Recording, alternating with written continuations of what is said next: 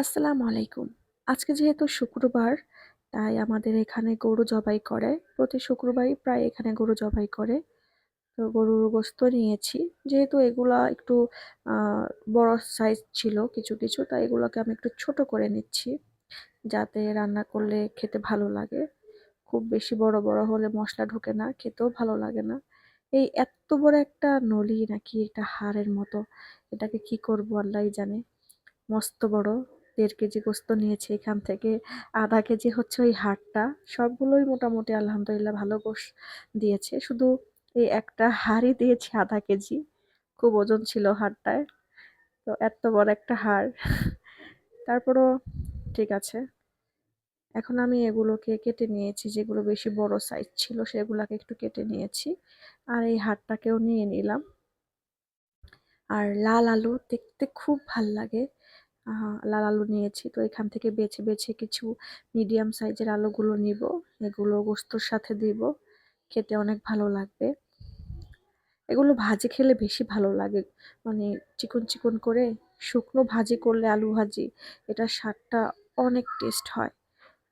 আর এখন আমি এটাকে মিডিয়াম সাইজের গুলো নিয়ে নিলাম গোশতের সাথে রান্না করার জন্য। আর এই যে একটা মস্ত বড় একটা হাড়। এখন আমি গোস্তগুলো পেঁয়াজ দিয়ে মসলা যাবতীয় সবকিছু দিয়ে আমি এটা মাখিয়ে নিব।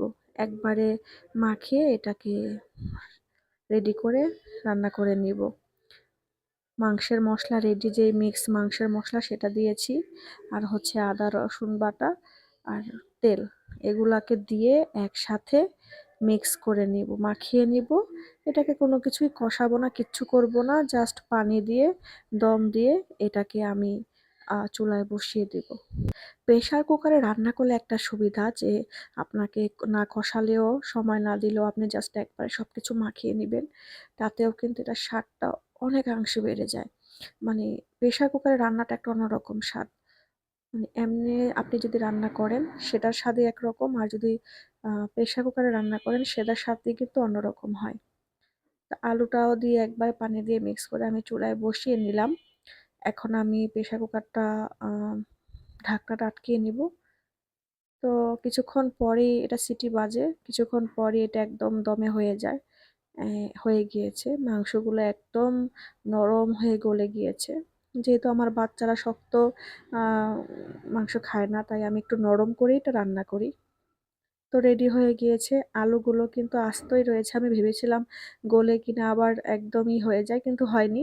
একদম পারফেক্ট সুন্দরই হয়েছে। আর গোস্তটাও পারফেক্ট হয়েছে।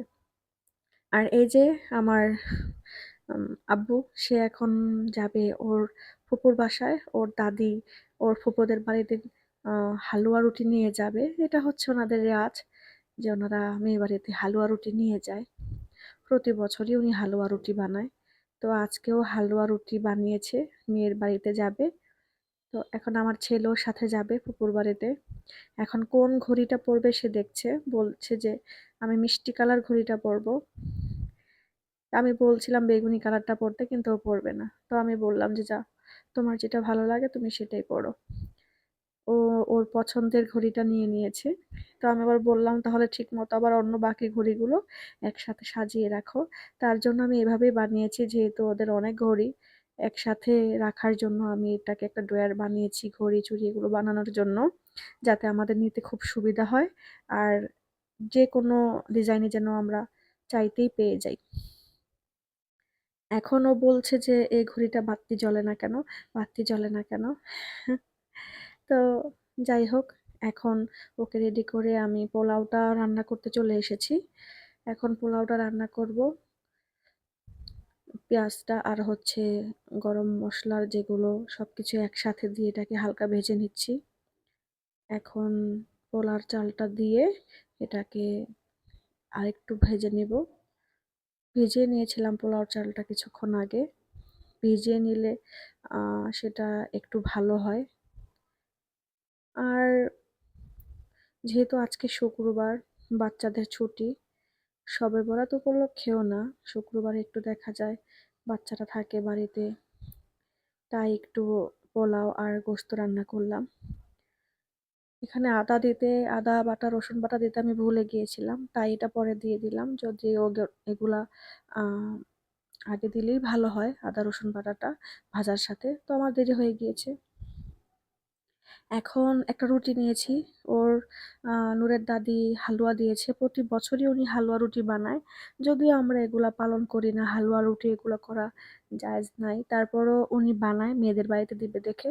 তো আমাদেরও দিয়েছে হালুয়া আর আ রুটি। আমি নিচে ভ্যান গাড়ি এসেছিল এরকম রুটি নিয়ে। তো পাশের দোকানে এই ভ্যানের মধ্যে বিক্রি করছিল। তো নূর বলল যে একটা রুটি নেওয়ার জন্য। তাই একটা রুটি নিয়ে নিলাম। রুটিটা দেখতে খুব সুন্দর লাগছিল। যেহেতু হালুয়া ঘরে ছিল এজন্য বাচ্চারা খাবে, ছোট মানুষ খেতে চেয়েছে, তাই আমি একটা রুটি নিয়েই নিয়েছি। এখন এটা আমি কেটে নিচ্ছি। কেটে নিয়ে দেন বাচ্চাদের দেব খাওয়ার জন্য। এখন পিস করে নিয়েছি। অনেক বড় ছিল রুটিটা। তো সফটও ছিল। একটু উপর থেকে একটু ছিল মচমচে টাইপের, একটু হার্ড ছিল কিন্তু নিচ দিয়ে একদম সফট ছিল। এখন এসে দেখি ও ঘুম। ওকে দিব রুটি, ও ঘুম। সাথে পিকুও ঘুম। পিকু জিহ্বাটা বের করে ঘুমায়। কি কিউট লাগে ওকে এভাবে দেখতে। কি সুন্দর করে ঘুমিয়ে আছে ও। ২ জন একসাথে ঘুমিয়ে আছে। তো ওকে ঘুমের মধ্যে আদর করলে ও আরো বেশি একদম লেতলেতে হয়ে যায়। কি অবস্থা! ওর ঘুমের অবস্থা দেখলে আমি হাসতে, হাসতে পারলে বিছানা থেকে পড়ে যাই। যে ওর ঘুমের স্টাইলটা কি! ২ জন একসাথে কিভাবে ঘুমাচ্ছে। তো যাই হোক, এটা একটু ভিডিওটা শুট করলাম যে আসলে পিকক কিভাবে ঘুমায়। তো দুজনেই ঘুমাচ্ছে। তো আজকের মতো ভিডিওটা শেষ করছি। সবাই ভালো থাকবেন, সুস্থ থাকবেন। আল্লাহ হাফেজ।